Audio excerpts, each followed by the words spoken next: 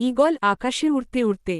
আজকের সকালটা বেশ সুন্দর। আমার ডিমগুলো নিরাপদে আছে কিনা একবার দেখে আসি। ঈগল তার বাসার দিকে উড়ে আসে, বাসায় এসে দেখে ডিম নেই। ঈগল ঘাবড়ে, এই কি, আমার ডিমগুলো কোথায় গেল? কে চুরি করল? কে এত বড় সাহস করল? আকাশ কালো হয়ে আসে, বাজ পড়ে। ঈগল, এটা নিশ্চয়ই সেই ধূর্ত সাপের কাজ। ও বনের সব বাসায় চুরি করে বেড়ায়। কিন্তু এবার আমি থামাবো ওকে। টুনি গান গাইছে, বাচ্চাদের খাওয়াচ্ছে। ঈগল পাখি উড়তে উড়তে টুনি পাখি বাড়ির দিকে এগিয়ে যাচ্ছে।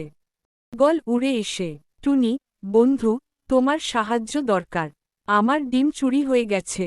টুনি চমকে, কি বলো ঈগল দিদি, ডিম চুরি? এটা নিশ্চয়ই সেই লম্বা সাপটা, কালো আর চকচকে গায়ের। ঈগল, হ্যাঁ, আমি চাই তুমি আমাকে সাহায্য করো ওকে ধরতে।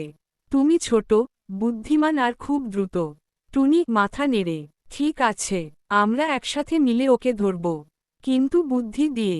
সাপ, হাহা। ঈগলও টের পেল না, আমার রাতের খাবার পেট ভরে খাওয়া হলো। টুনি ও ঈগল একসাথে বসে পরিকল্পনা করছে। টুনি, শোনো, আমরা একটা ফাঁদ পাতব। তুমি আবার বাসায় নতুন ডিম রাখো, কিন্তু আসল না, মাটির তৈরি।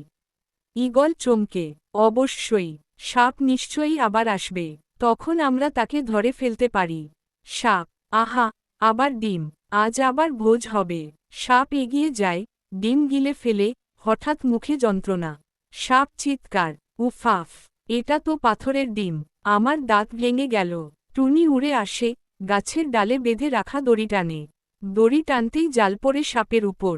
সাপ বাধা পড়ে, এই, ছেড়ে দাও, আমি আর কখনো চুরি করব না।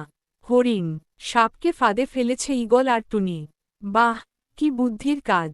ময়ূর, টুনি তো সত্যিই সাহসী, ছোট হলেও কত কিছু পারে। ঈগল গর্বিত, এই ডিমগুলো শুধু আমার সন্তান নয়, আমার ভবিষ্যৎ। আর টুনির মতো বন্ধু থাকলে কেউ আমার ক্ষতি করতে পারবে না। টুনি, তুমি প্রতিজ্ঞা করো, আর কোনোদিন কারো ডিম চুরি করবে না। সাপ লজ্জিত, আমি সত্যিই ভুল করেছি। আমি প্রতিজ্ঞা করছি আমি আর চুরি করব না, বরং নিজে খাবার খুঁজে খাব।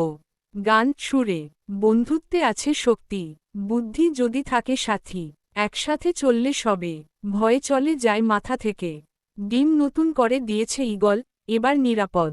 ঈগল সন্তুষ্ট, ধন্যবাদ টুনি, তুমি শুধু বন্ধু নও, তুমি আমার পরিবারের রক্ষক।